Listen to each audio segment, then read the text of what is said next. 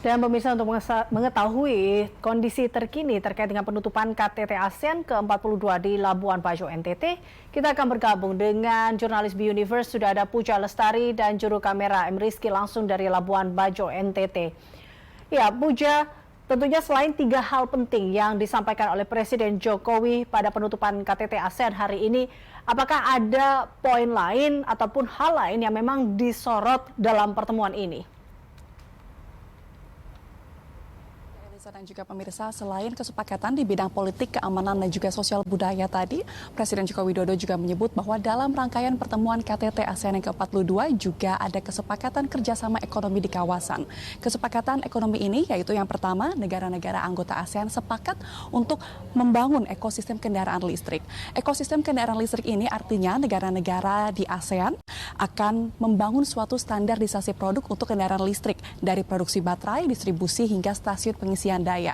Kemudian standarisasi kendaraan listrik ini juga berarti negara-negara anggota ASEAN akan berkolaborasi antara pemerintah, swasta, dan juga UMKM. Sehingga nantinya diharapkan tujuan dari pembangunan ekosistem kendaraan listrik ini ialah kendaraan listrik yang diproduksi dan juga dipakai di seluruh negara anggota ASEAN mempunyai standarisasi internasional yang sama.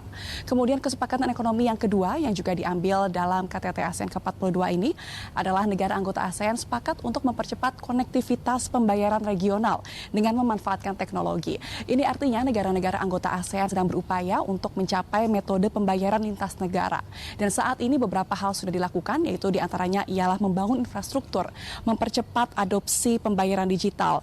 Dan ini bertujuan agar nantinya transaksi lintas batas antar negara-negara anggota ASEAN dapat diwujudkan ataupun dapat dilaksanakan.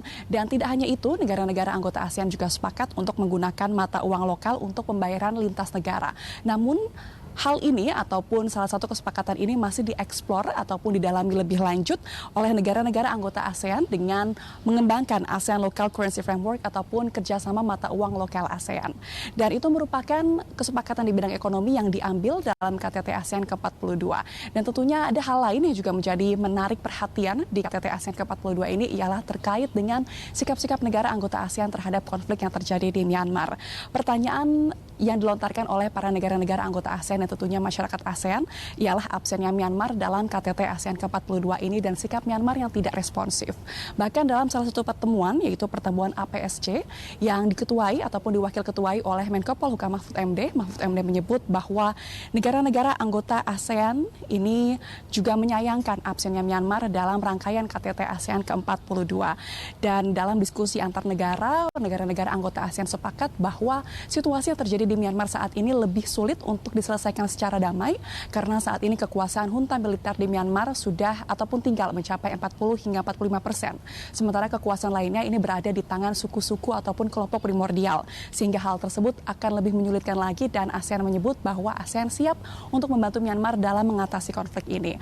Dan dari segala pertemuan ataupun rangkaian pertemuan KTT ASEAN yang ke-42, negara-negara anggota ASEAN sepakat untuk tetap mengambil sikap tegas terhadap konflik yang terjadi di Myanmar. Para negara anggota ASEAN sepakat untuk mengacu pada piagam ASEAN yang selalu memprioritaskan kedamaian dan juga kestabilan di kawasan. Sehingga untuk saat ini, Presiden Joko Widodo ketika menyampaikan hasil kesepakatan menyebut bahwa Indonesia siap untuk berdialog dengan siapa saja, termasuk apabila dibutuhkan untuk berdialog dengan pihak junta Myanmar ataupun pihak-pihak lain yang terlibat dalam situasi ini.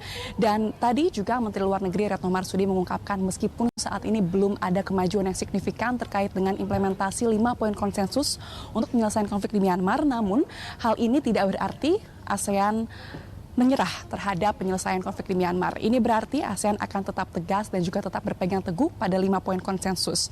Dan ASEAN akan terus mendorong dialog inklusif antar Myanmar ataupun antar pihak internal di Myanmar dan juga dengan negara-negara anggota ASEAN lainnya. Dan ASEAN akan tetap tegas tidak akan mengundang perwakilan politik dari Myanmar di dalam pertemuan-pertemuan apabila Myanmar tidak segera menghentikan kekerasan. Dan itu merupakan kesepakatan yang diambil dalam KTT ASEAN ke-42. Demikian, Eliza. Puja, terima kasih atas laporan Anda. Pemirsa, demikian laporan Puja Lestari dan juru kamera Muhammad Rizky langsung dari Labuan Bajo NTT. Terima kasih Puja dan selamat bertugas kembali.